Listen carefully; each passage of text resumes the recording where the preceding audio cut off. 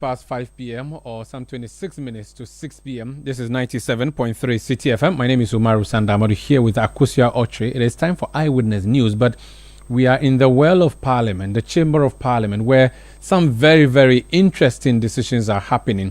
The Speaker of Parliament has just declared 4 seats vacant, which means the House of Parliament is 4 MPs short, which effectively makes the NDC the majority and the MPP the minority, until that decision of the Speaker is overturned. Meanwhile, the NPP side, the majority side, has just staged a walkout following a disagreement, a heated one, between the Speaker of Parliament, Alban Sumana Kingsford Bagbin, and the Member of Parliament for Ifutu, who is the majority leader currently, the Honorable Alexander Afenyo Mmakin. It has to do with the 4 MPs who have decided to either go independent or go with a political party in the next election. The one to go with a party, that's the New Patriotic Party, is the independent Member of Parliament, who is also Deputy Speaker of the House, Member of Parliament for Famena. He has decided to go as an MPP parliamentary candidate. He has effectively lost his position in the House of Parliament. The 3 others, 2 of them are MPP MPs who are currently deciding to run as independent MPs in the next election. They have been shown the exit. The last person is the NDC Member of Parliament who is deciding to go independent. The majority is walked out. The minority leader, Honorable Kesela Tofosin, is addressing the House. I take you back to the chamber now. Constitution, our standing order, and time-tested precedent being a case law for this House. The Speaker, permit me to congratulate the NDC Majority Caucus for standing firm from day one. Mr. Speaker. Honorable Member, just a moment. I can see a cluster of some members at one corner of the chamber. Please, Honorable Members, either you or you move out of the Chamber of Parliament. Please, Honorable Members, can you hear me? Please, Marshal, kindly perform your duty.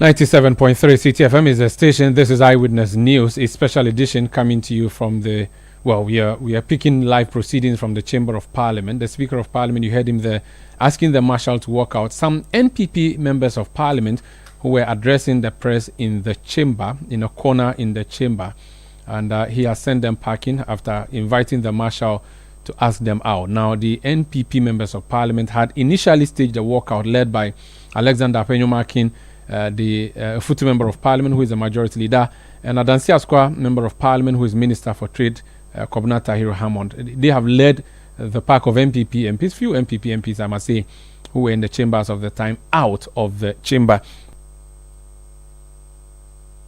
So what is happening now is that the NDC MPs are the only ones seated in the chamber. The Speaker is in the... Honorable Minority Leader, you may now go on. Let's go back to the Minority Leader.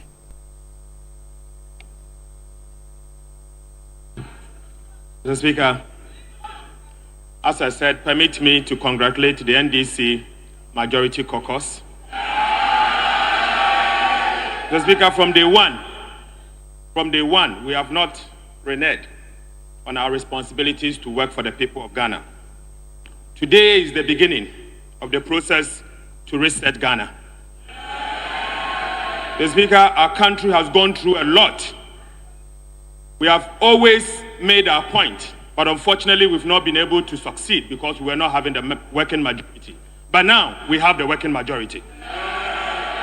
Right, Honorable Speaker, beginning the next parliamentary sitting, we'll begin the process to take over as the majority caucus of this parliament. And we thank you for the opportunity. Mr. Speaker, we have taken note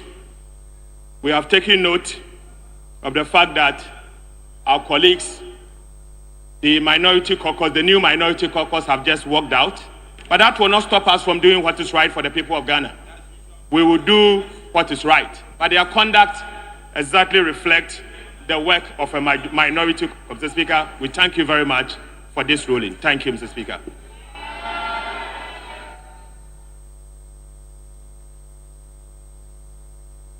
Honorable members,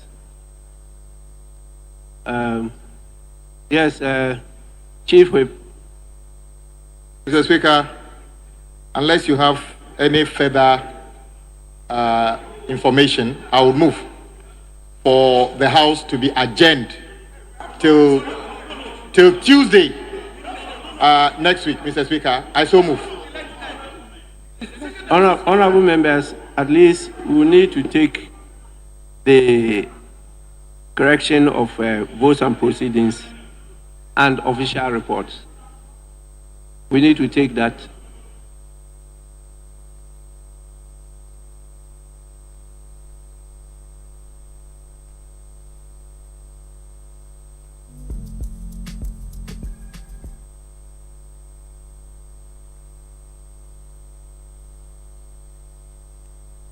Eyewitness News. Be there as it happens. Item 5 on the order paper, correction of votes and proceedings and official reports. We will start with the correction of votes and proceedings of Wednesday, 16th October 2024. Page 1.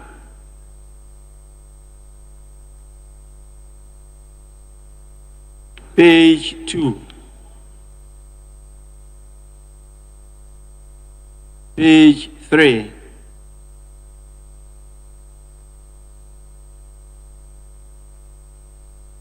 Page 4. 97.3 Citi FM is the station. My name is Umaru Sandamadu. This is Eyewitness News, and I'm here with Akusia Ochri. Some 19 minutes to 6 p.m.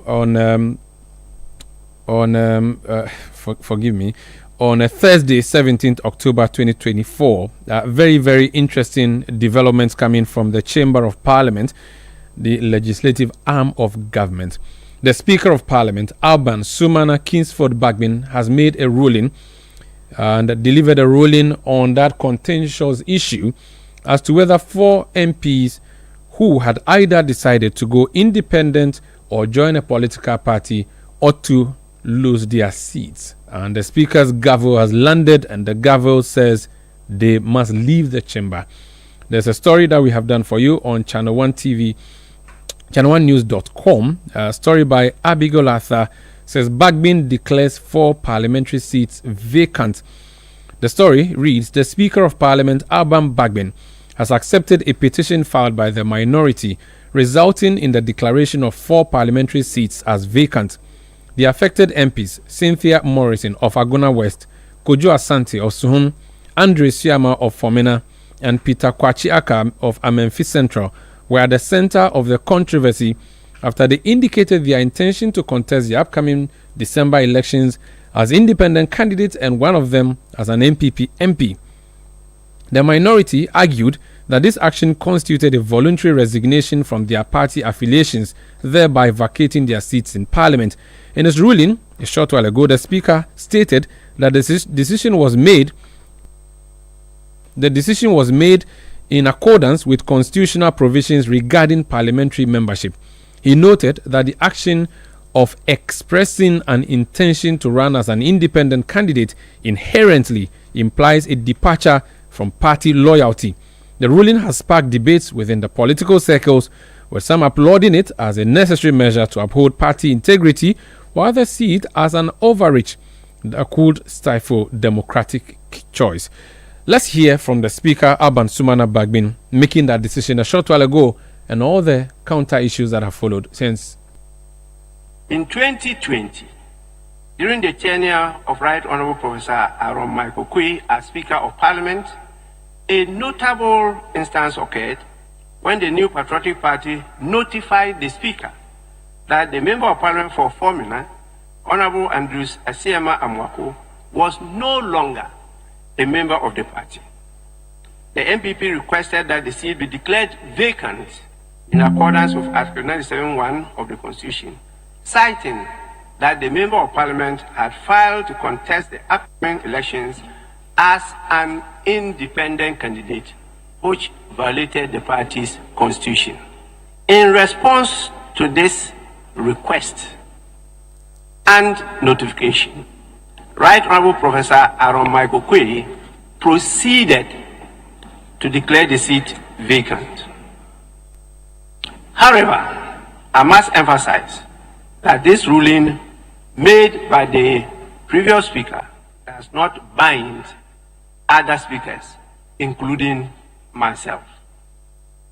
It is important to point out that in the present matter before the House, the notice of poll is available at the Electoral Commission on all the 275 constituencies.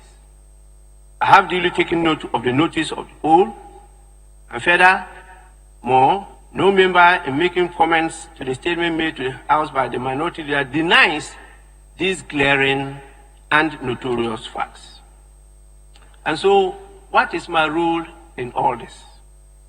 Honorable members, it is important to point out that the Speaker is called upon by the standing orders of Parliament, particularly Order 18, to inform the House of the occurrence of a vacancy of the seat of a member under Clause 1B to E, G, and H of Article 97 of the Constitution.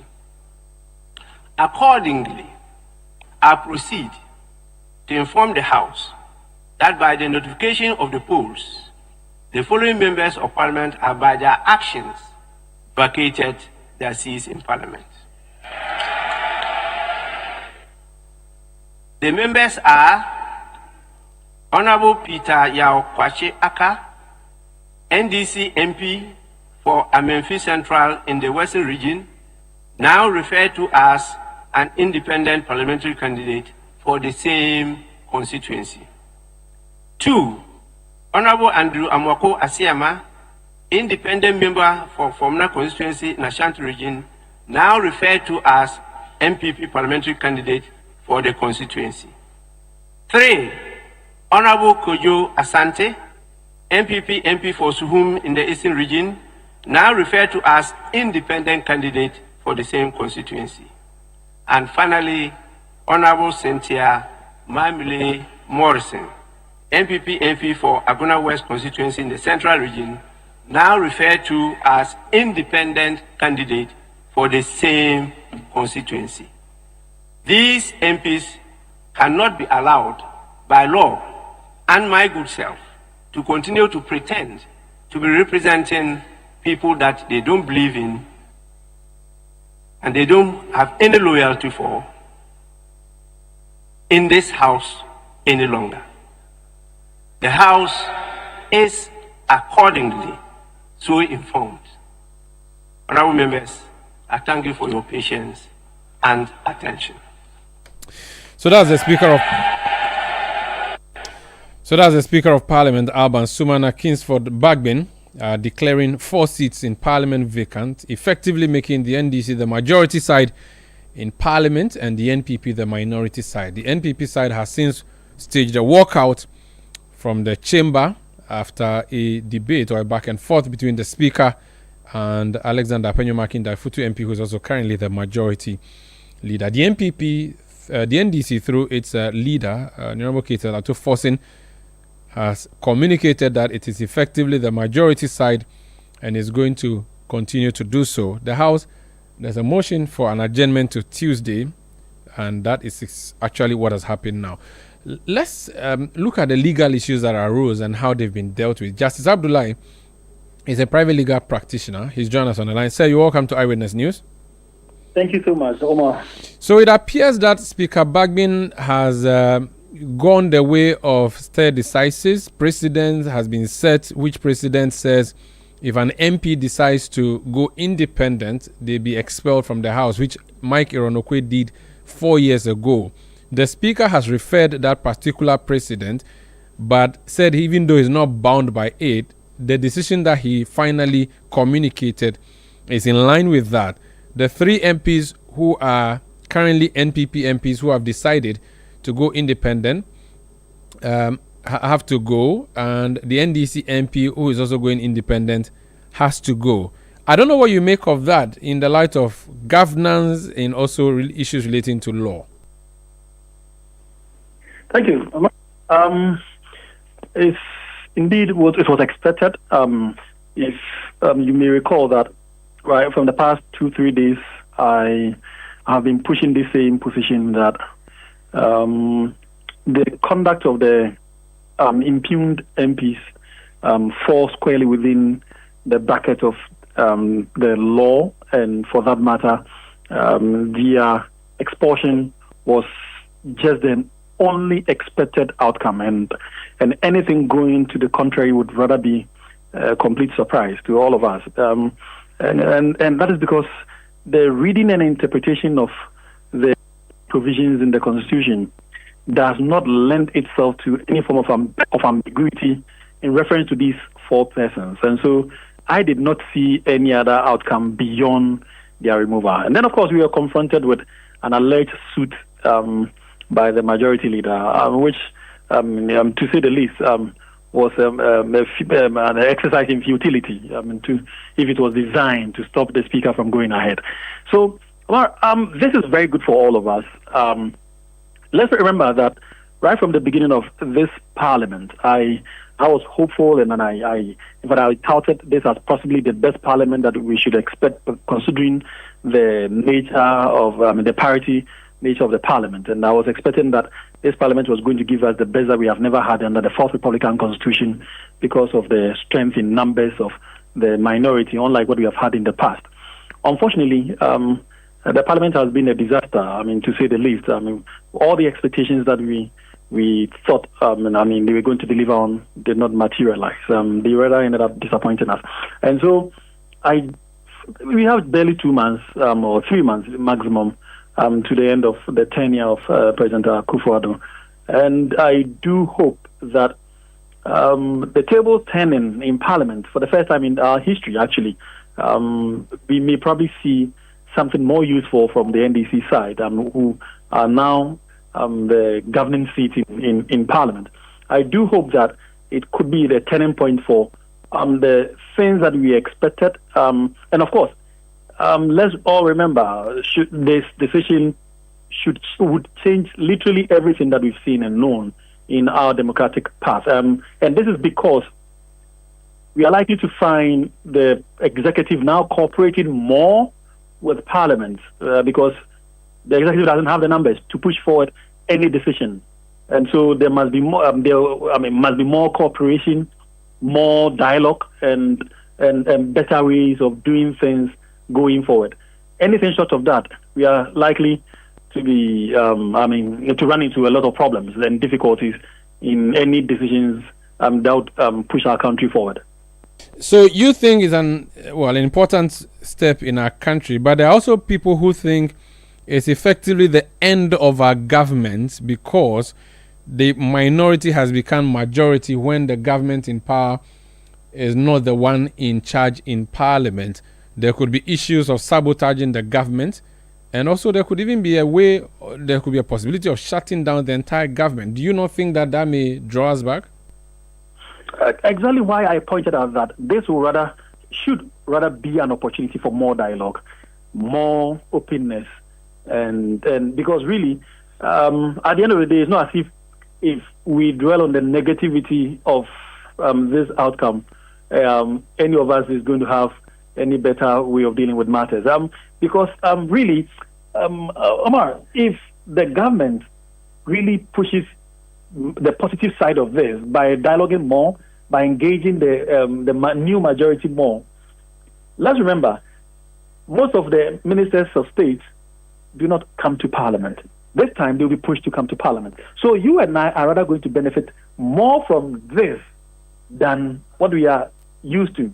And so it is more positive. And I do not think that it's going to be an opportunity for the NDC side to shut down government or put all of us into the state that the country will be at the losing end. I think it is rather going to be positive for us, considering everything that I've said so far, i.e., pushing ministers now being more willing to be in Parliament to serve the needs that and the reason, the basis for being appointed, in fact, voted for as members of Parliament.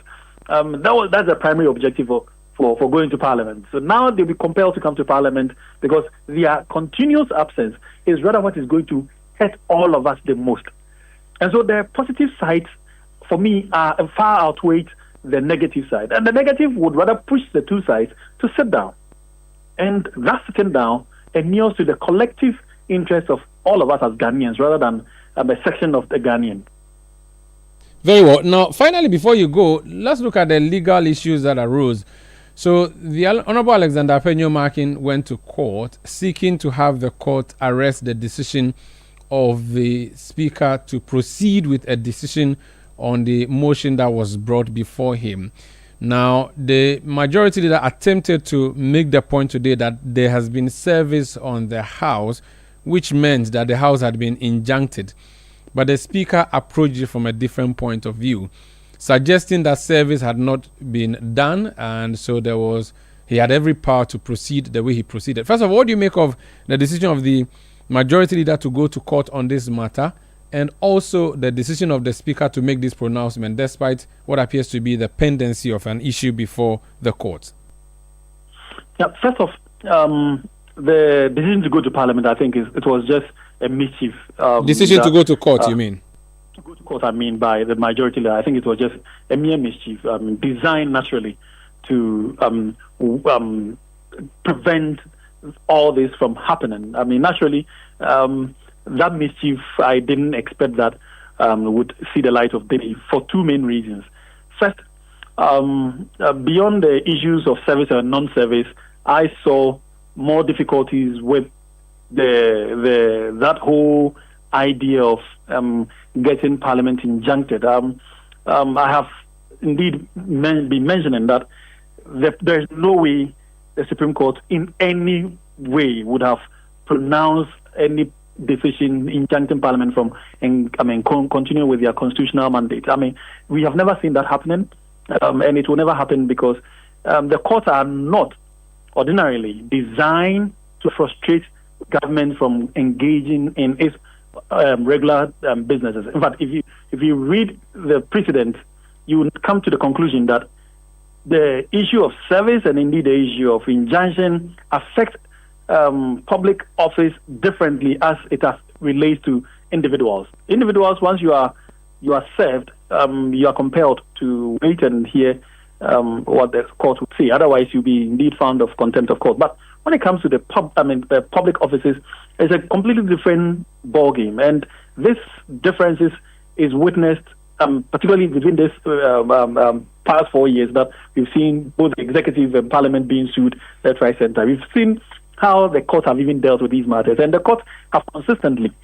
I think the last suit, maybe if I should make reference to that, was a suit by I think Haruna Iddrisu against the Attorney General in reference to the the e-levy.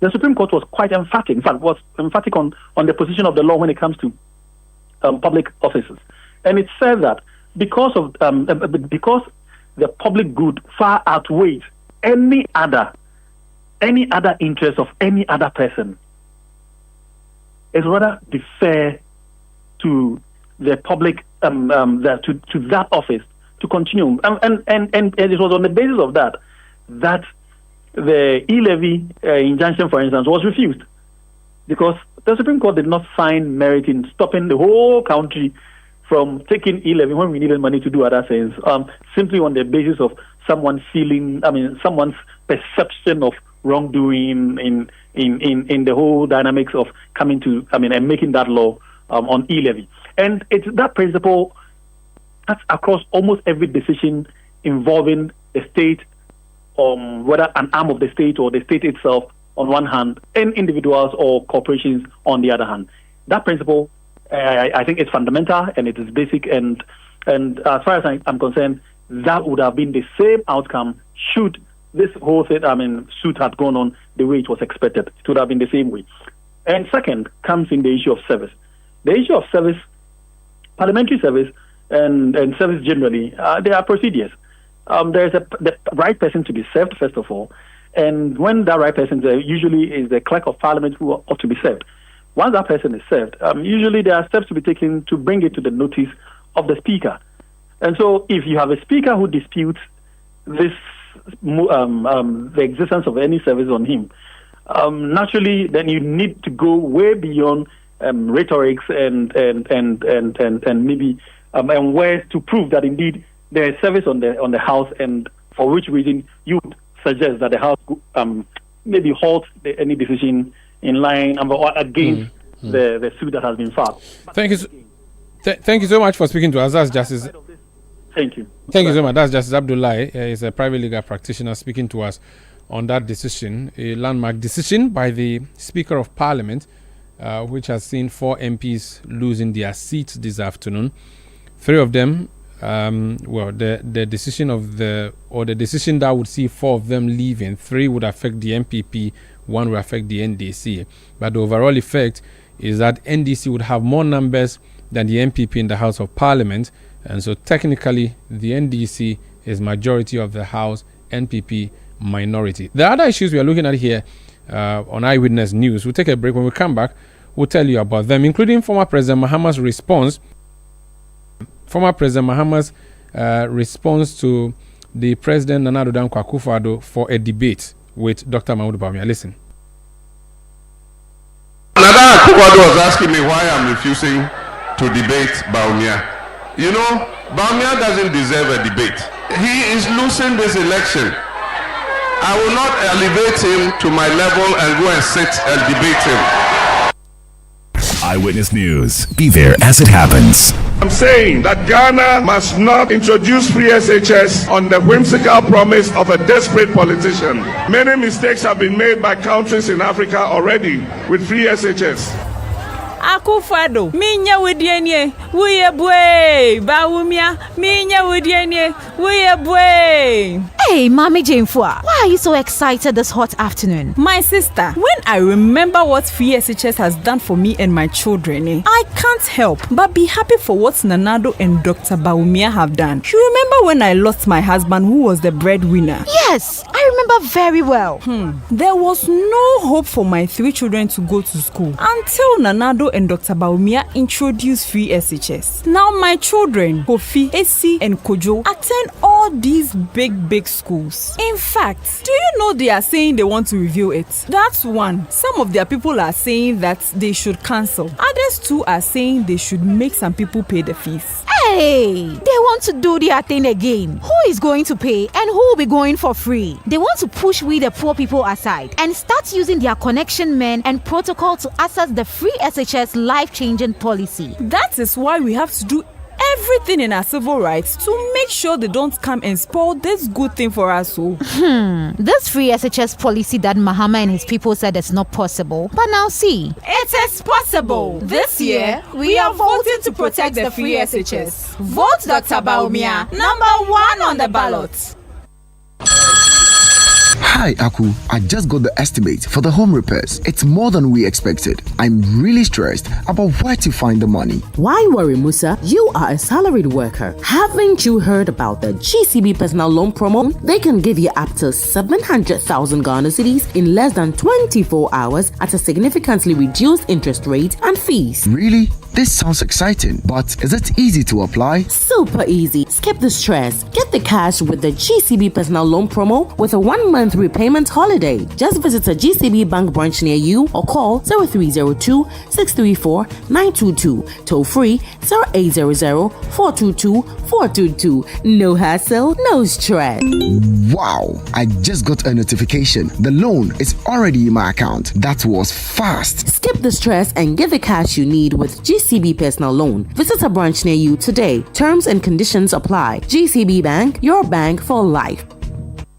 Oh, jump on now. Go, the go. Gugomi, at what time will you come back where I don't hear the sound of your car? Why you buy new car? No, I not change my car. It be the same ride. It be the fuel way I change. Way one shouts it. Ever since I started using the all-new Excellium Premium Fuel, fortified with 3-in-1 action. Oh, Joe, now my car they run like electric car. No, it's so. This is the type of fuel where they want to. Because now engine they cost. Where they want for way if I buy it, it go protect my engine. And with the small way I buy, I'll go drive, sir. Absolutely. It's like strapping a turbocharger to your engine and giving it a protector. And what they bust my mindset be the 3-in-1 action, no? Excellium they prevent up to 99% of deposit. It be anti-wear, some be anti-corrosion. Won't pay when I open them. Hey, so where can I find this magical fuel? Just head over to any Total Energy service station and your car will thank you. Hey, then make a finish my gobe fast, then rush go Total Energies. My friend, but why your hand my gobe inside? I give you info. Make a fill the gobe too small. Go. Excellium is designed to protect your car engine, decrease fuel consumption, and lower CO2 emissions. Don't say fuel, say Excellium. Choose Excellium, choose quality. Hey, is that cool? Hey, you've grown into a big boy, oh. Even Momo is 15 years old. It still feels like yesterday when we were fumbling with cash and worrying about the way money moves. Say it again. Now I send money to my AC in the village, pay bills, save money, loans so kaka, investment kaka, at the Momo Shit. How do you think I get the small coins from my bugger pack? To celebrate 15 years of Momo, you too can win awesome prizes in the Momo at 15 Rewards promo. Just download the new My Momo app, continue to transfer and make payments, and you could be one of the 15 lucky winners of 15,000 Ghana cedis and 150 lucky winners of 1,500 Ghana cedis each. So, Ghana, keep celebrating Momo at 15. Offer runs from now till November. T's and C's apply. MTN. You can engage in all the propaganda you want, but if the fundamentals are weak, the exchange rate will expose you. Has the exchange rate not exposed Dr. Bawumia and the NPP? At the end of December 2016, the cedi to dollar exchange rate was 4 Ghana cedis to $1. Today, it's about 16 Ghana cedis to $1. This is more than 4 times the amount of cedis one needed to buy $1 in 2016. Today, as a result of the free fall of the cedi, many businesses have lost significant amount of their working capital, with many collapsing in the process. Did they not say yeti sikaso? Yeti sikaso. Omenyo hiamai enam amemua enkoyeti. Ghanaians are worse off as prices continue to soar on a daily basis. Putting food on the table has become a daily struggle. The hardship is real. It's time for change. Vote for change. Vote for John Dramani Mahama and the NDC. Let your voice be heard on Eyewitness News on Facebook at facebook.com/Citi97.3, Twitter at twitter.com/Citi973, and Instagram at instagram.com/Citi973 with the hashtag Eyewitness News. You're welcome back. This is Eyewitness News on 97.3 Citi FM, broadcasting from our studios here in Accra. My name is Umaru Sandamadu, here with Akusia Ochre, who is going to bring us other stories that we are looking at here on Eyewitness News. Now, the campaign trail, the flag bearer of the National Democratic Congress, NDC, John Dramani Mahama, has firmly reiterated his opposition to engaging in a debate with Dr. Mahmoud Bawumia, the flag bearer of the governing New Patriotic Party. All this comes after President Akufo-Addo challenged Mahama to debate Bawumia on key national issues ahead of the December 7 elections. While speaking at a mini rally in Prampram as part of his Greater Accra regional campaign, Mahama defended his record as president and dismissed the calls for a debate. Nada Akufo-Addo was asking me why I'm refusing to debate Bawumia. You know, Bawumia doesn't deserve a debate. He is losing this election. I will not elevate him to my level and go and sit and debate him.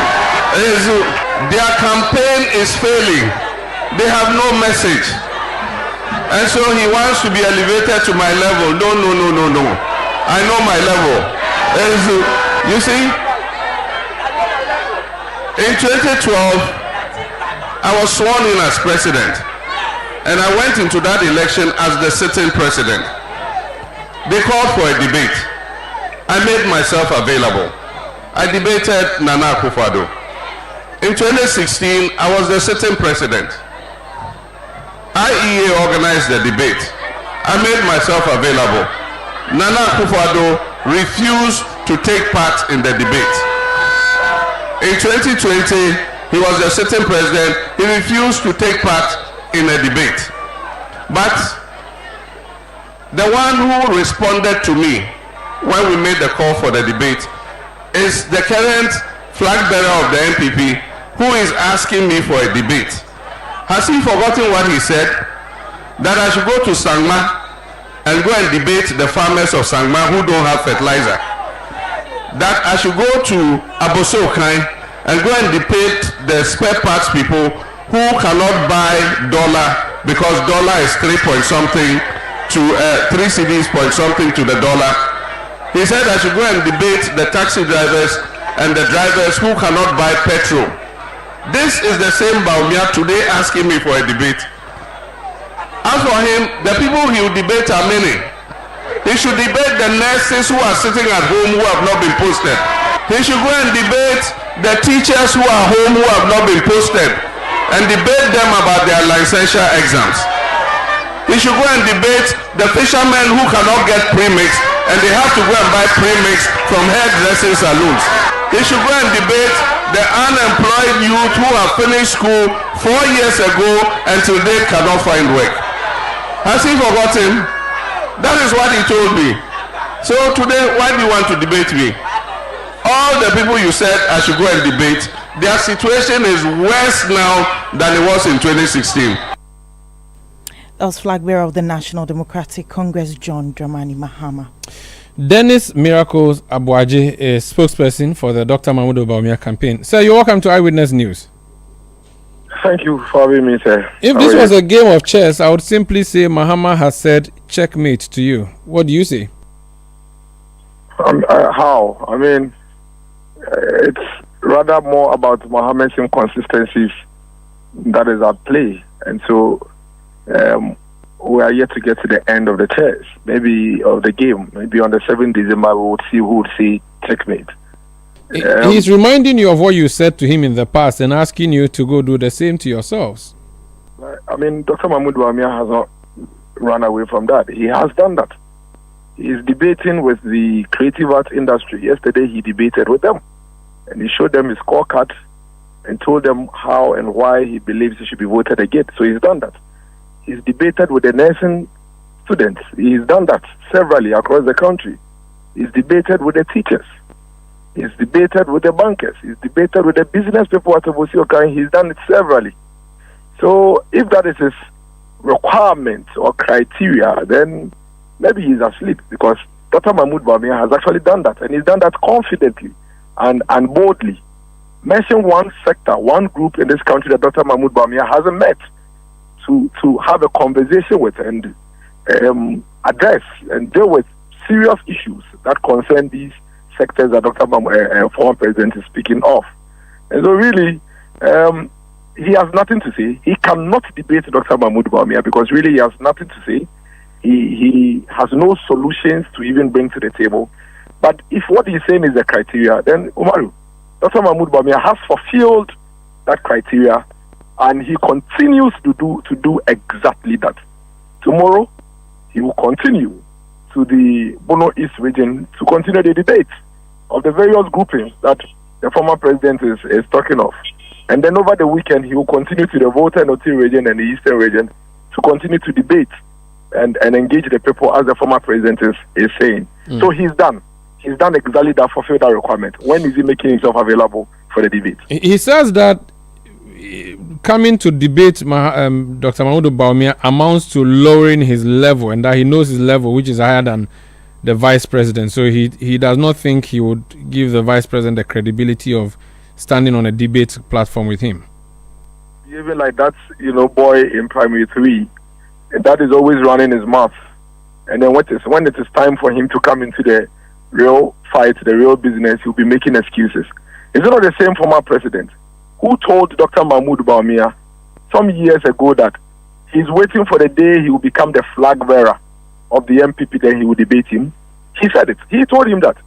He said if he wants to debate the former president, then he should come to the MPP and get himself elected as a flag bearer or the presidential candidate.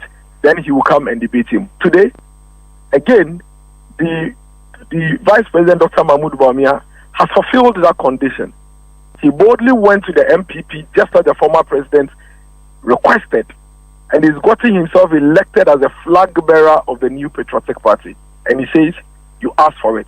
I am ready. Come, let's debate. And he is still making excuses. He should continue making the excuses as much as he can. But it doesn't change the fact that the Ghanaian people want to hear what his solutions are to all the issues that he's speaking of. And that is why the most honorable thing he would have done for himself and his little credibility that is left is to make himself available. He's here. Dr. Mahmoud Bawumia is here. The issues come up. Then both of them will speak to the issues for the people to hear them clearly and make very informed decisions. Today, here we are. We have a situation where, to date, even the only single policy announcement they've been able to make, which is the 24-hour something, there's so much confusion around it. To the point that even their own members and their own influencers who are trying to visualize things that they have said about this same policy, they are calling them out and disowning them and saying that they got it wrong. And the whole country is confused and have little understanding of what it is that their policies are. Make yourself available, address your people, look them in the eyes, let's hear you and hear your opponents what your solutions are, so we can run a comparative analysis. And you are there running your mouth and making excuses. You've made excuses and run away from Dr. Mahmoud Bawumia all these years. First of all, you told him that he's not the flag bearer, he's not a candidate, and that if he wants to debate you, he should become the flag bearer and get himself elected. He has fulfilled that. Now, come and debate me after fulfilling your requirements. You say, oh, go and debate the teachers. He has done that. He has debated the teachers as is requested. He has debated all the sectors. He is ready to debate the former president whenever he is. Very well. Nobody's putting a gun to the former president's head. Nobody has a rope around his neck. He has a choice to make himself available to have a debate on serious issues that concern the Ghanaian people with Dr. Mahmoud Bawumia, or to continuously run away from it, say nothing on his campaign tour other than just throwing jabs and running trivialities all over the place. On 7th December, the people will take the decision. The hundreds of thousands of young people he left at home and prevented from having access to quality senior high school education will vote against him. The 3 or 4 batches of nurses and teacher training college students who graduated and were left at home by him, they will vote against him. The public sector workers who worked for 12 months and he said there was no money, so he was paying them for only 3 months, they will vote against him. The businesses that collapsed as a result of doomsday under his government, they would vote against him. The doctors that he looked in their eyes and told them that he has no improved conditions of service for, and that if it's only strike they will threaten him with, then he's more like a dead goat and they can go ahead. They will vote against him. And so all these people are waiting for him to cast their vote. No single Ghanaian voter has a short memory. And no single Ghanaian voter has forgotten about his incompetence and his complete disregard for the Ghanaian welfare. Very well. And that decision will be taken on the 7th of December. Thank you so much, sir. Thank you. That's Dennis Miracles Abuaji. He speaks for the Dr. Mahmoud Bawumia campaign team. And talking about Dr. Mahmoud Bawumia, he met with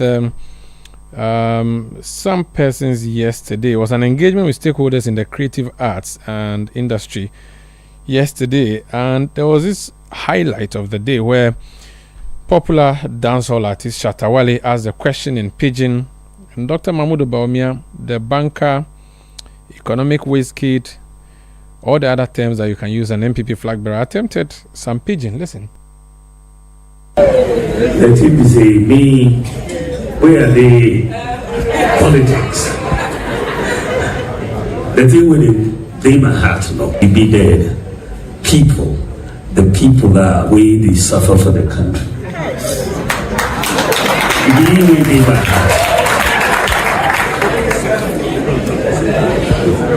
Me, I be patron of Lepers Aid Ghana. Wow. Me, the lepers, we they eat, we they drink, because they won't help lepers in Ghana. Me, I be farm laborer before, by day worker. I've been taxi driver before. I've been cleaner before.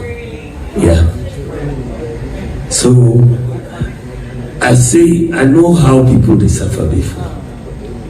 So when you see me, are they patron also of Mother Teresa's soup kitchen, Christ the King Church, looking after street children.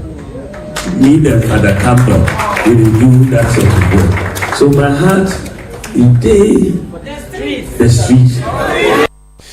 That's Dr. Mahmoud Bawumia. My heart is there for the streets.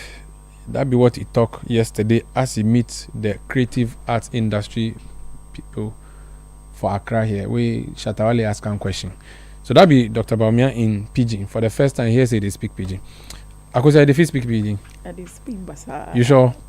Which Pidgin they speak? They speak Tema Pidgin, Gan No, Pidgin. this one they come from like Jamestown area. They speak James and Pidgin there. No, it'll be okay. We'll leave them for here. Tell us the next story, please. So the National Democratic Congress NDC has filed an application for an interlocutory injunction restraining the Electoral Commission from printing parliamentary ballot papers for the Amenfi Central constituency. Well, this follows the decision by the Electoral Commission to disqualify Joanna Jan Kujo from the parliamentary race. The EC, in a statement signed by a deputy chairperson, Samuel Tete, said the commission is bound by a High Court in Sekedi's order in May restraining Madam Jan Kujo from acting as the NDC's parliamentary candidate until a legal dispute is resolved. Or the court also prohibited the NDC and the EC from recognizing her candidacy. The injunction application is expected to be heard on the 24th of October 2024.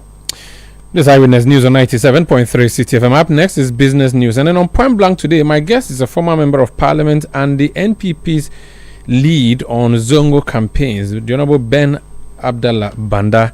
He's coming to talk to us about what the NPP has done over the past 8 years for Zongo communities and why he believes that Zongos should vote for Dr. Mahmoud Bawumia. Please stay with us. Be there as it happens. Electroland Ghana Limited is back with a massive back-to-school promo. Visit EGL showrooms and authorized dealer stores across Ghana for best offers on Samsung, Media, TCL, and NASCO products. Get a free portable audio speaker with the 50-inch NASCO Android UHD Smart TV for just 4,999 Ghana cedis. NASCO AC starting 3,699 Ghana cedis with free air cooler. Experience UHD 4K Smart Android TV with TCL for 6,499 Ghana cedis and receive a free electric kettle. Cook up a storm with the Media 20-liter solo microwave for only 999 Ghana cedis and say no to cold meals. Get a free cake mixer with the 4-burner Media gas cooker. Call 0503-159-739 for more information. Electroland Ghana Limited, home of electronics and appliances. Terms and conditions apply. Hey, is that cool? Hey, you've grown into a big boy, oh. Ifipa. Even Momo is 15 years old. It still feels like yesterday when we were fumbling with cash and worrying about the way money moves. Say it again. Now I send money to my AC in the village, pay bills, save money, loan so kakra, investment kakra, at the Momo Shit. How do you think I get the small coins from my bugger pack? To celebrate 15 years of Momo, you too can win awesome prizes in the Momo at 15 rewards promo. Just download the new My Momo app, continue to transfer and make payments, and you could be one of the 15 lucky winners of 15,000 Ghana cedis and 150 lucky winners of 1,500 Ghana cedis each. So, Ghana, keep celebrating Momo at 15. Offer runs from now till November. T's and C's apply. MTN. Are you feeling tired after a hard day's work? Have you lost your appetite even for your favorite dish?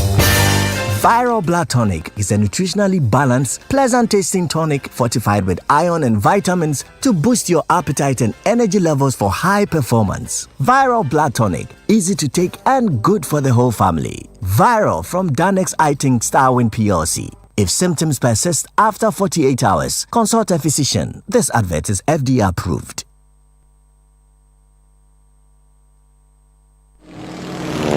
Wow, I just love jet fighters. Sis, I think you should join the combat unit of the Ghana Armed Forces. Me?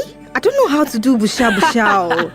There's so much more to it than that. But seriously, what will I be doing in the combat unit? You can be a rescue helicopter pilot, captain warships, be a sniper, lead troops during peacekeeping, so much more. Do you think I have what it takes? Yes, girl.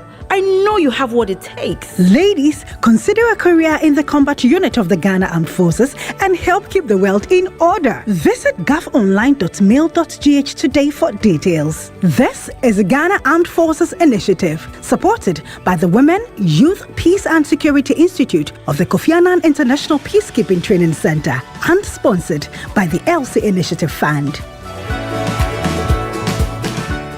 Charlie, this year's elections, I am really confused. I don't know who to vote for. Why don't you know who to vote for? Let's listen to one policy JDM says he's going to implement when he's voted. I think so NDC ban. You may be in Juman kitten.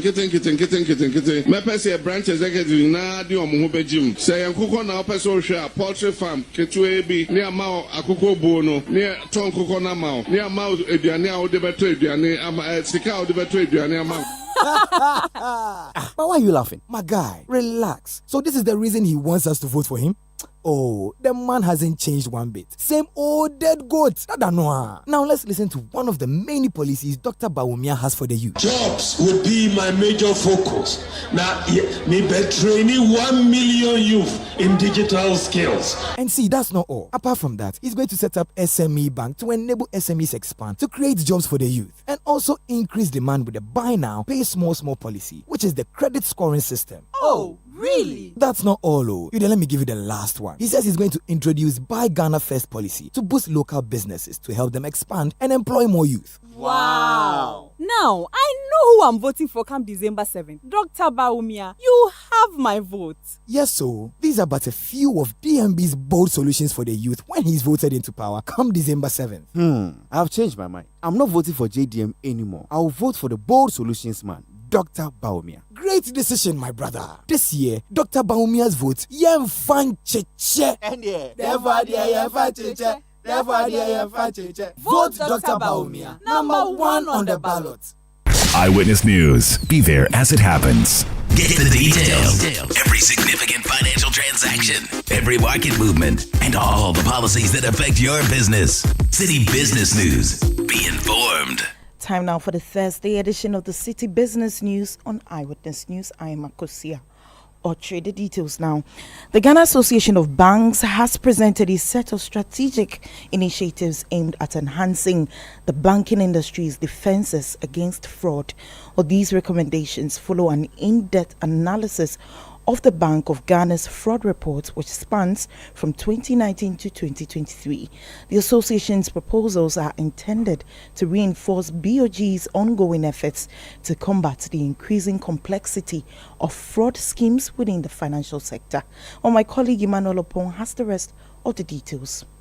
A primary recommendation as contained in the report is for banks to invest in data analytics, including AI and machine learning, to proactively detect suspicious transactions and prevent fraud before it occurs. The Ghana Association of Banks also advocates for adopting a zero-trust security framework which requires constant user and device verification to curb insider threats. Additionally, the association emphasizes enhanced staff vetting, ethical training, and fostering a whistleblower culture to reduce internal fraud. Blockchain technology is also highlighted as a means to secure transactions and prevent document forgery. The association further urges banks to educate customers on cybersecurity to combat rising digital threats, particularly in mobile and online banking. Lastly, addressing employee well-being given economic pressures is seen as crucial in preventing fraud driven by financial hardships.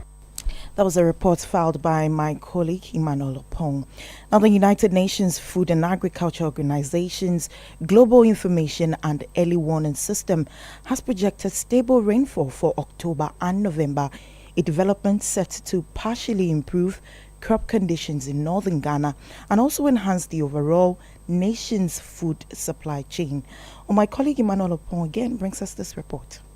The prediction has renewed farmers' anticipation of full return to weather normalcy as they seek to recover losses incurred during the dry spell. From June to August this year, extensive areas of maize and other cereal crops in the northern regions of Ghana were devastated by drought, leaving farmers in dire need of effective solutions. The situation was particularly critical in the northern belt, especially in the Sisala districts of the Upper West region, where hundreds of hectares of farmlands were scorched by heat waves. Agricultural stakeholders have highlighted that this crisis could have been mitigated had irrigation and mechanized farming been prioritized as essential components of the country's food production strategy. According to the Global Information and Early Warning System, however, improving weather conditions in key southern producing areas may help avert a significant decline in the national cereal output for 2024, as the harvesting of the main season cereal crops commenced in August and is expected to wrap up by December in the northern regions. High production prospects remain uncertain due to lingering effects of dry spell. Report brought to you by Citi Business News as Emmanuel Opon. Finally, the increase in the purchase of construction materials to complete infrastructural projects ahead of the elections is a key factor in the slight rise in producer price inflation within the construction sector. Well, according to the Ghana Chamber of Construction Industry, contractors are under significant pressure to finalize infrastructure works before the upcoming polls. Well, this comment comes as the producer price inflation for September decreased to 30.4% from 33.2% in August, while the construction sector's inflation rose from 22.7% to 23.2%. Emmanuel Cherry, the Chief Executive Officer of the Chamber, highlighted these trends in an interview with Citi Business News. As long as contractors are on site, definitely there's going to be a purchase of items or their wares for construction works. So if that happens, automatically the manufacturing sector will see a little increase in that quest, even though generally there has been a decline. And as you single out the construction sector entirely, you see that we have made some sharp increase. That is 0.5, if I'm not mistaken, or something like that percent. That is a contributing factor to the few contractors on site. That was Chief Executive Officer of the Ghana Chamber of Construction, Emmanuel Cherry, wrapping up the Thursday edition of the Citi Business News on Eyewitness News. My name is Akusia Oche. Do stay with us. Up next is Point Blank.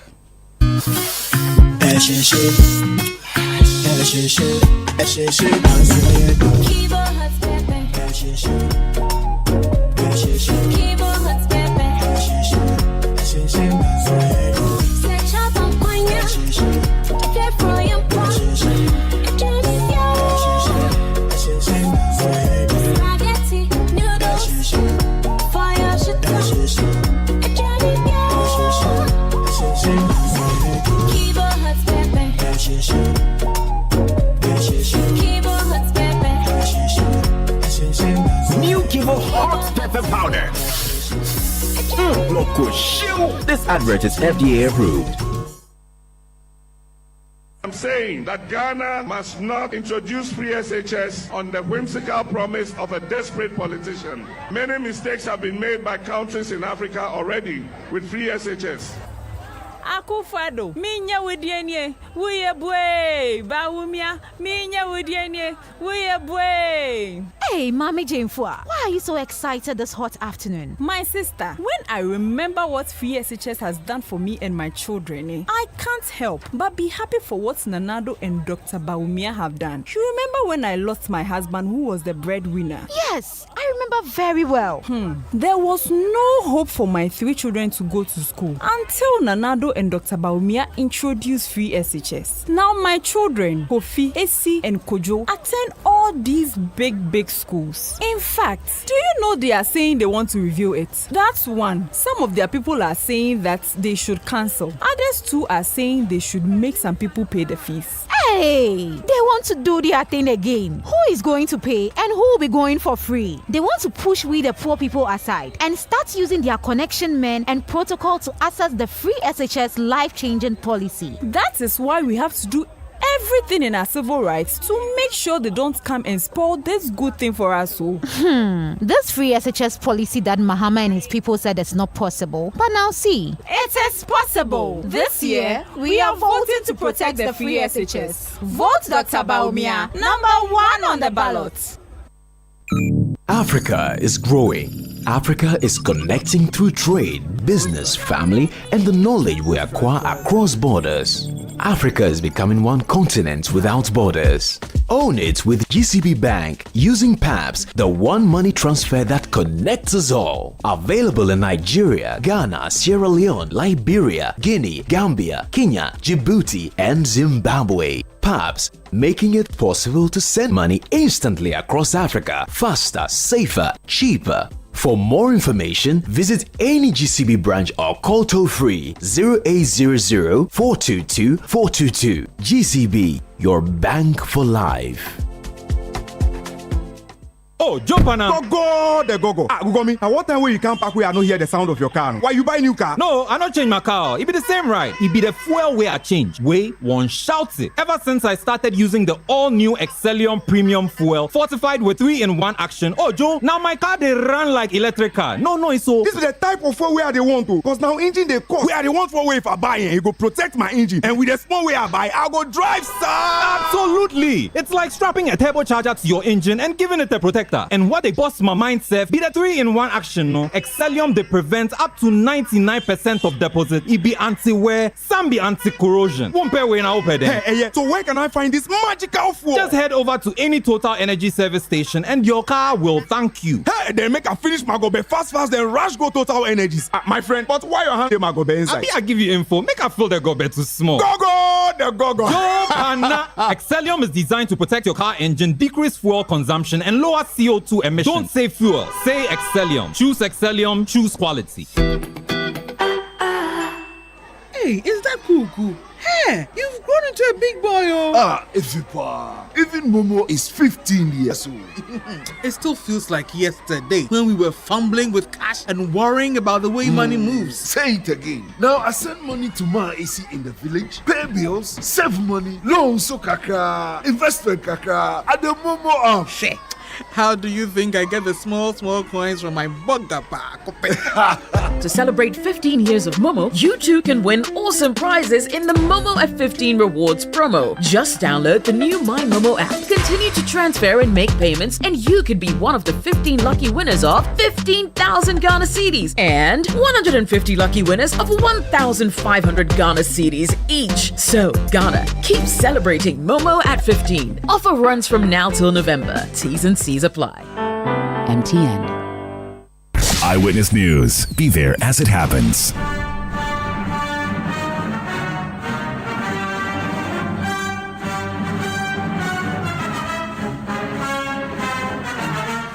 You're welcome. This is Point Blank on Eyewitness News. Point Blank is brought to you by Kivo Pepe Moko Show. On Point Blank tonight, we are looking at the Zongo politics vis-a-vis the national election. Dr. Bawumia, a Muslim from the constituency of Wale. He speaks Hausa, which is a Zongo language. John Dramani Mahama from Bole speaks Hausa, a Zongo language. So, what's going to happen in the Zongos? My guest tonight has multiple roles. He's the chairman of the Ghana Hajj Board. He's the presidential coordinator for Zongo and Inner City Development Secretariat.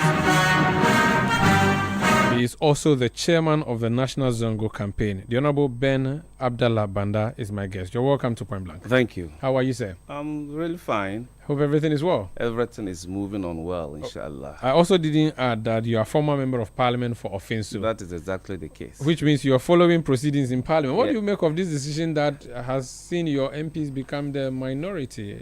Let me, first of all, thank the Almighty Allah for giving us today.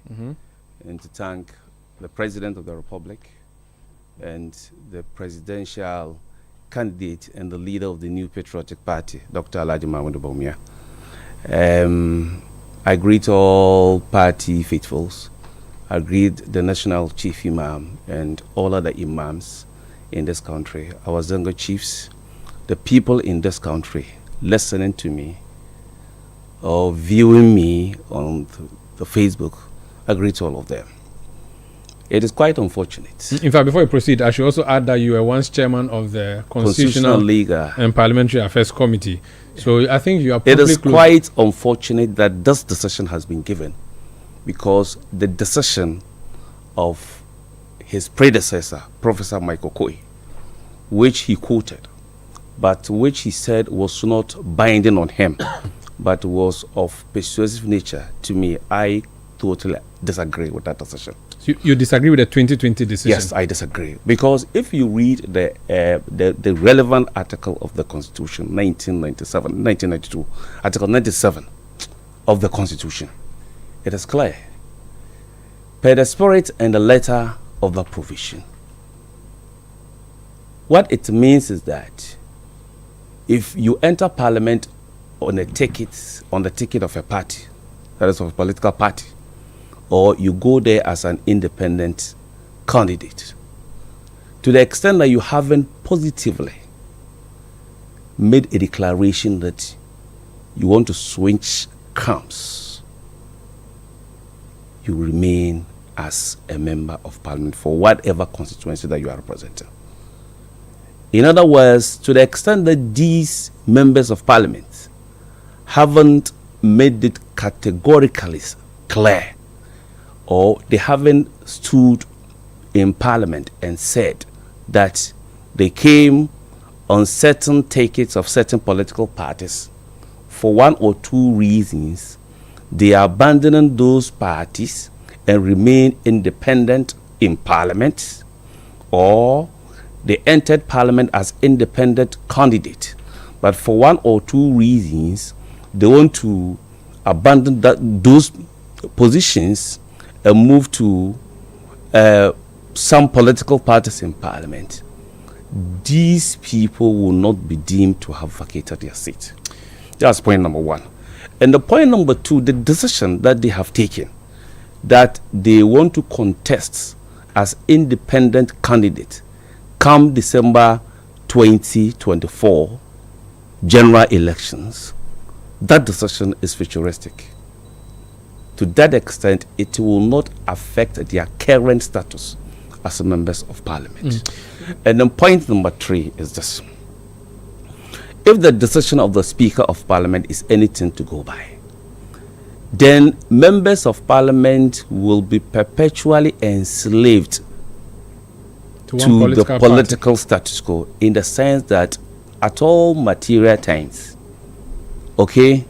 filing of nominations to contest the ensuing parliamentary elections, will precede dissolution of Parliament. So at what point in time, if for instance somebody went to Parliament on the ticket of a political party and for some reason decides in the ensuing election he wants to change the party and go as an independent a person, at what point in time do we expect such a person to change his decision? You make a very sound... So that decision to me is very bizarre. You make a very sound argument, except that you were chairman of a very important committee 4 years ago in Parliament. Your party, unprovoked, brought this and introduced this particular element into our body politics. And it is that precedent that has come back to haunt you. You appear to be blowing hot and cold. No. Judges give decisions and they make mistakes. It is the reason why we have the circuit court, we have the high court, we have the appeal court, we have the Supreme Court. Even justices of the Supreme Court, when they give decisions, the Constitution allows them to depart from their previous decision. If Professor Michael Koi, belonging to my party, made a decision, and I felt triggered by your party, yes, and I felt that decision is palpably wrong, why should the current Speaker of Parliament. Though he didn't say he was bound by that decision, why should he go to the extent of even referring to that decision, but departing from same and saying that he is not bound by that decision? But you know how the rule around stare decisis works. He is persuasive. It's not binding on him. It's not a Supreme Court decision where he is a lower court. They are both speakers. And so he was just saying that he takes notice of Speaker Okwe's decision, which is not necessarily binding with him, but he agrees with it. There's nothing wrong. It doesn't mean he's persuaded perhaps by that decision. That's why he... That is exactly what I'm saying. And what I'm saying is that decision, to me, is wrong. So it was wrong yesterday. So he's also wrong. He's also wrong. Sorry for you, but you have a minority side now. We're going to see in the coming days what's going to happen. Now, let's talk about the main reason you are here tonight. You did a press conference today. I don't know what the title was. Something Zongo? Yes. You were trying to say was Zongo people should vote for Bawumia? No, we were trying to... Tell us what you... We were trying to juxtapose the achievements of the MPP with the NDC from 1992 till now. I've taken my time to read the 2008 manifesto of the NDC on Zongo. I've taken my time to read the 2012 manifesto of the NDC on Zongo. I've done same for their 2020 manifesto. Okay? If you read the 2008 manifesto of the NDC on Zongo, all that they say or they said on Zongo was that if they won the election, they will improve slums in Ghana, including the slums in Zongo. When you read the 2012 manifesto of the NDC on Zongo, all that they said was that if they won the election, they will build TVET and build some in Zongos. NDC had opportunity of ruling this country from 2008 to 2009 to 2012. These two pledges or promises that they made in these two respective manifestos, they never implemented same.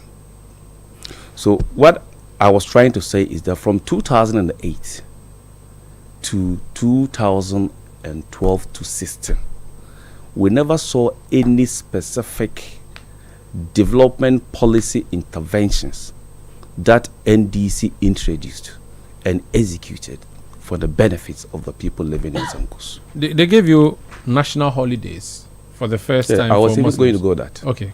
That was during the Flight Lieutenant Jerry John Rawlings' era. The founder of NDC. Yeah, the founder of the NDC. So it's for NDC.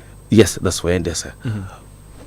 But post Jerry John Rawlings administration, from 2008, okay, when Professor Atamils had the opportunity to rule this country, what John Dramani Mahama as his vice president, who coincidentally is a Northerner, and I can say is also a Zongo person, through to 2012 to 2016 when they lost the elections, we never saw anything tangible being executed in the Zongos.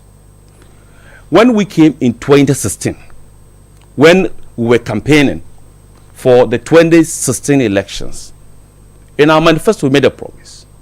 We made a promise that should the people of this country vote for the MPP, we were going to establish Zongo Ministry and the Zongo Development Fund.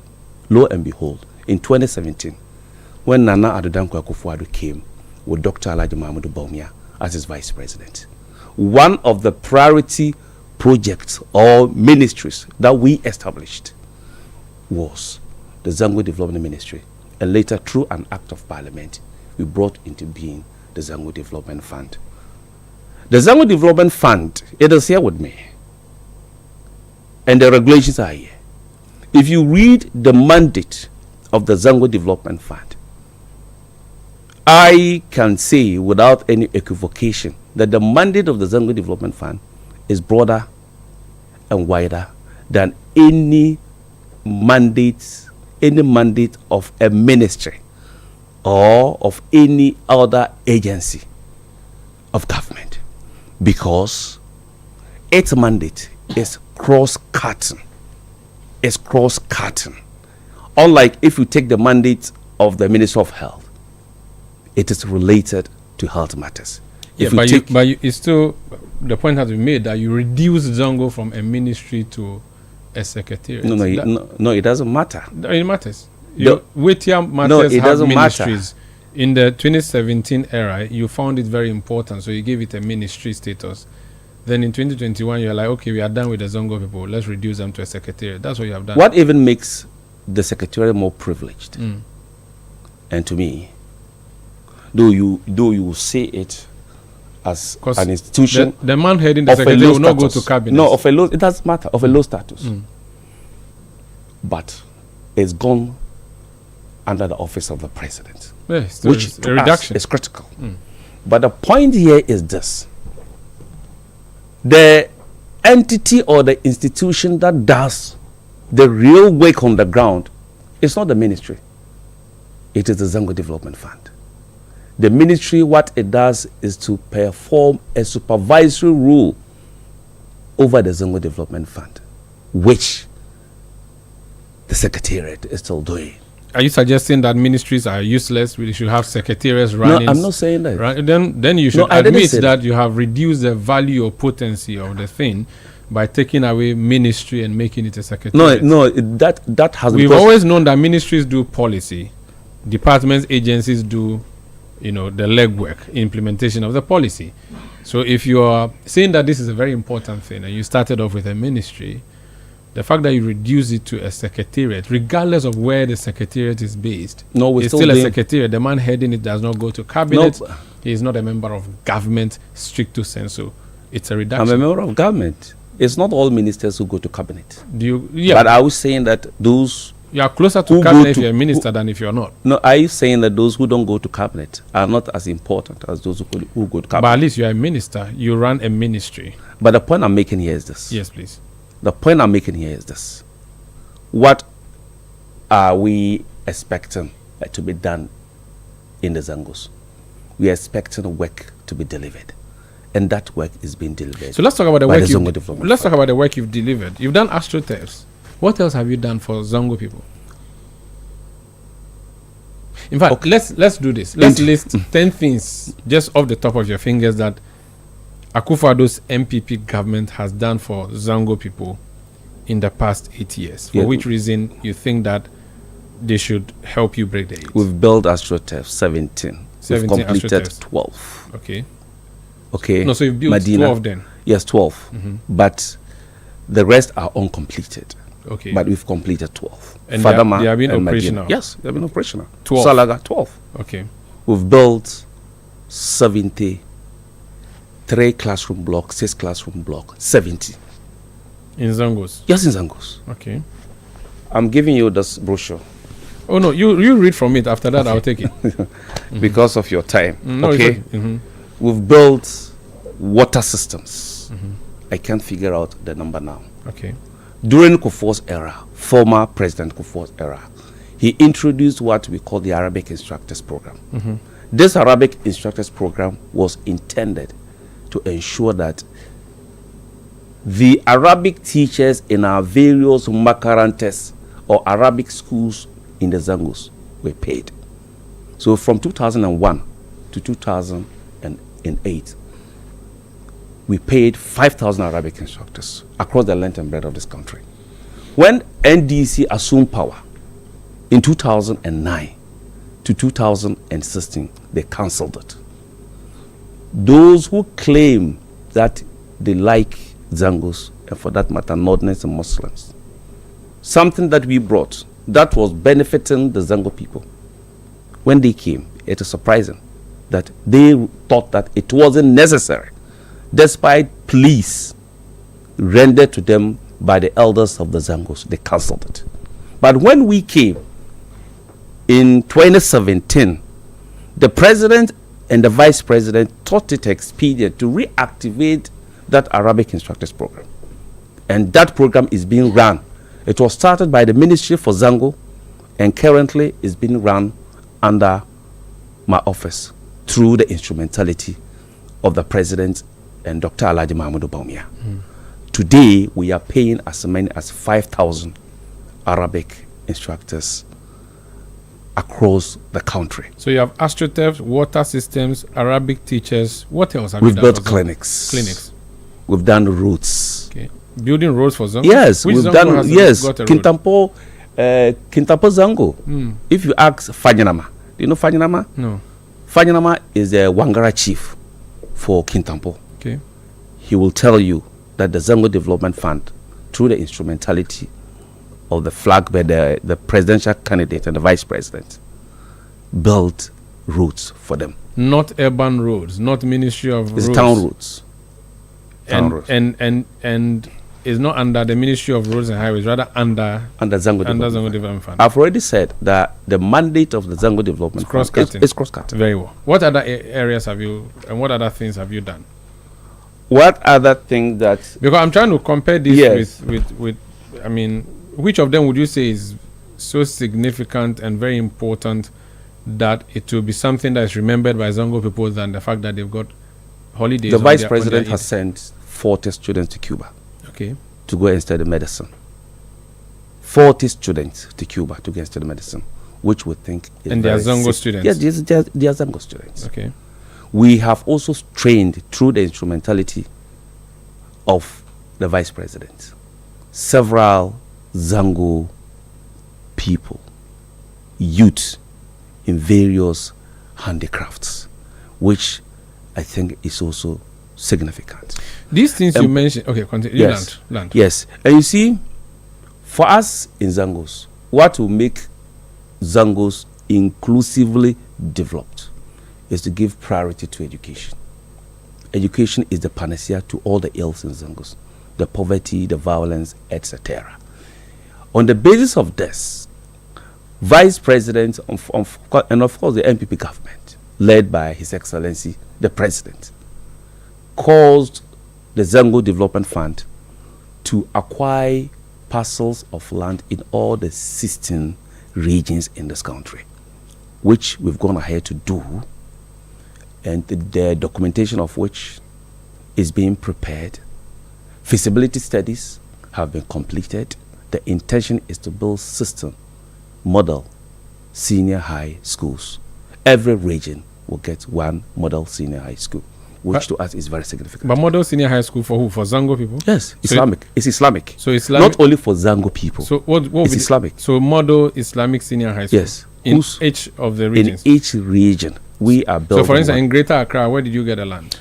Kaswa. Yes. That's Central region. Greater Accra, sorry. Greater Accra, in fact, some chiefs approached us and said they had a land. So it is that land that we are using. So you don't have land but for Greater Accra? No, we have a land. We have a land. But for Central region, we have Kaswa. In Ashanti region, your region, where is that? Efijasi. Efijasi, that's where it will be based. Yeah, that's where it will be based. But no foundation has been dug. No foundation has been dug. Okay. But so the point is that we wanted to start 3 this year, which I've had occasions of even saying it so many times with that number, but due to certain exigencies beyond our control, that is why we couldn't start. But the vice president is still sticking to that promise that inshallah, when he's elected as president, he will make do that promise. Okay. So these things you've mentioned, water, sanitation issues, astroturfs, these are things that you do in other communities as well anyway. So it's they are national part of the cake. Why should Zongos be treated specially and given that particular attention? And why should that special treatment necessarily result in votes when what you have done in the Zongos, you have done in the non-Zongos? This is positive discrimination, which is very important. If you go to the inner cities and then the Zongos, their status, the features of the inner cities and the features of the Zongos are the same. You see, the ministry and now the secretariat is taking care of the inner cities and then the Zongos. And the Zongo Development Fund is taking care of the Zongos. The reason is very simple. If you want development to accelerate in underprivileged, underserved communities, you need to have a special purpose vehicle to achieve that objective. if you want to encapsulate the development of these underprivileged areas with the general development of the country, the chances are that these underdeveloped communities will still suffer. Okay. And the destination that we want to ferry these communities to, that it will be very difficult for us to get to that destination. It is the reason why a special purpose vehicle was created in 2017 to ensure that Zongos and inner cities are inclusively developed in a very accelerated manner. In wrapping up, Zongos are mostly Muslim dominated. Are you driving this election to say to Muslims to vote for their own? Is that your intent by this campaign that you are waging, to say to Muslims that you have one of your own? Is it a religious campaign you are waging? It's not a religious campaign. We are not waging a religious campaign. It could be interpreted to mean that. He's a Muslim. If a Muslim is voting for him, that is a credit. That's a plus. But the point is that he's not only a Muslim, but he's competent enough with a vision, okay, with a passion to lead this country. Because if you were to rely on religion alone, that to me doesn't suffice. In any case, in this country, majority of the Ghanaian population are Christians. And it is these Christians who thought that Dr. Alhaji Mahmoud Bawumia was fit and competent enough to lead this country. So when they went into the presidential primaries, majority of the delegates who voted for him were Christians. And you see, the choice of a running mate who is a Muslim and a Northerner partnering with a Christian flag bearer is very significant. We are not doing this to achieve only political. We are not only doing this for the purposes of canvassing for political vote. We are doing it because we want to promote interfaith harmony, very well, religious tolerance, and social cohesion. Honorable Alhaji Ben Abdallah Banda, Chairman of the Hajj Board, Chairman of the National Zongo Campaign, Presidential Coordinator, Zongo and Inner City Development Secretariat, and former MP for Fin. So your titles are plenty. And I should have also added that my in-law as well. Yes. Thank you for joining us on Point Thank you. tonight. Thanks, Umaru. I'm most grateful for this opportunity. It's a privilege and a great joy for me. And wish you all the best. Thank you so much. Well, that would be it for Point Blank tonight, the segment on Eyewitness News. Point Blank is brought to you by Kivo Pepe Moko Show. My name is Umaru Sandamado. I did this with Akosia also. Production by Kobina Wilson, Beverly London, and Sami Wiafe. Technical support from Thomas Obendakun, a.k.a. Todd. We'll be back tomorrow at 17:30 GMT. Thank you for listening. It's a Thursday, so I leave you in the hands of Chris Carter, who brings you Sister. Meanwhile, at 10 p.m. on 97.3 Citi FM, you want to stay tuned in because we have for you Ballot Box hosted by Christopher Esima. Have a good night, everybody.